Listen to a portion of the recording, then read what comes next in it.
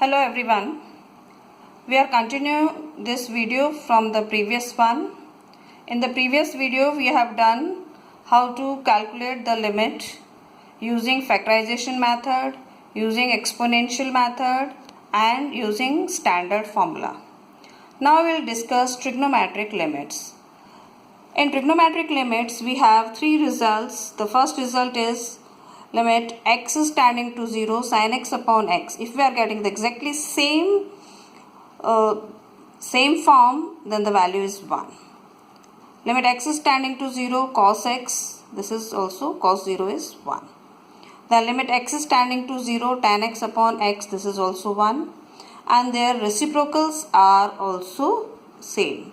See, limit x upon sin x is 1. Limit 1 upon cos x is 1 and limit x is tending to 0, x upon tan x is also 1. Now we discuss some questions. The first question, limit x is tending to 0 sin 2x upon 5x. Now from the standard limit, if x is here, we need x here. But here we have 2x and here we have 5x. We require 2x in place of 5x. So we multiply and divide by 2. Now rearranging the terms, we are getting sin 2x upon 2x. This 2 is as it is and this 5 will come here. So sin 2x upon 2x. So using the standard limit, sin 2x upon 2x is 1. So in place of this we have 1, 2 by 5 as it is. So the limit of the function is 2 by 5. We'll take one more example. Sin 2x upon tan 5x, limit x is tending to 0. When you substitute the limit, you will get 0 upon 0 form. Now whenever you have sin 2x, sin x, tan x, try to make them 1 by making the proper denominator. To make sin 2x 1, we require 2x as the denominator. So we multiply by 2x and divide by 2x. To make tan 5x 1, we require 5x in the denominator. So we multiply and divide by 5x. Now this complete term, using the standard limit, sin 2x upon 2x is 1. And tan 5x upon 5x is also 1. This is using the standard limits.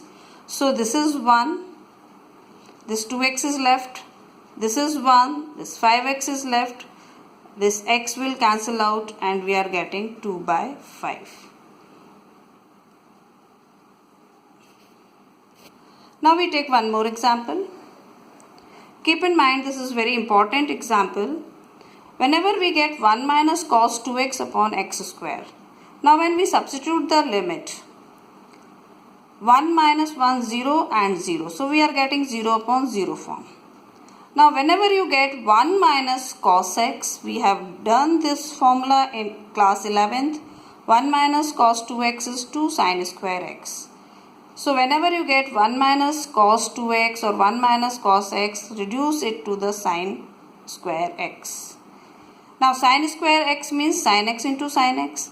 In the denominator we have x square. So we are getting two functions, sin x upon x, sin x upon x. Sin square, we break it sin x, x square, we break it x and x. Now this is 1 using the standard limit, this is 1 using the standard limit. So 2 into 1, this is 2. Now if we are not given the standard form of the trigonometric function. Standard form means x is tending to 0. But here you are not given x is tending to 0. So this is reducible to the standard limits. How we reduce it? Now in this question, limit x is tending to pi by 2 cos x upon x minus pi by 2. When we substitute the limit, we are getting 0 upon 0 form. So we need to reduce this in the standard form. Now keep in mind, in such type of questions, we consider this denominator as h. Now pi x minus pi by 2 is h. Means when we substitute x equals to pi by 2, means when x is approaching pi by 2. So in place of x, when we substitute pi by 2, What we are getting? Pi by 2 minus pi by 2 0 means when x is pi by 2, h is 0. And from here, what is the value of x? This take pi by 2 here. So value of x is h plus pi by 2. Now in the given question, you substitute all these. First thing, you change this limit because we always require 0 here. So in place of x tending to pi by 2, now we have the new limit h is tending to 0. Now in place of x, substitute h plus pi by 2. And in place of this term, we have h. So something have changed. Limit h is tending to 0, cos h plus pi by 2 upon h. Now we have done cos pi by 2 plus theta. This is minus sin theta. This we have done. So substitute here, cos h plus pi by 2 is minus sin h. Now see, we have reduced this in the standard form. Limit h is tending to 0, minus sin h upon h. Now this sin h upon h is 1. So the final answer is minus 1.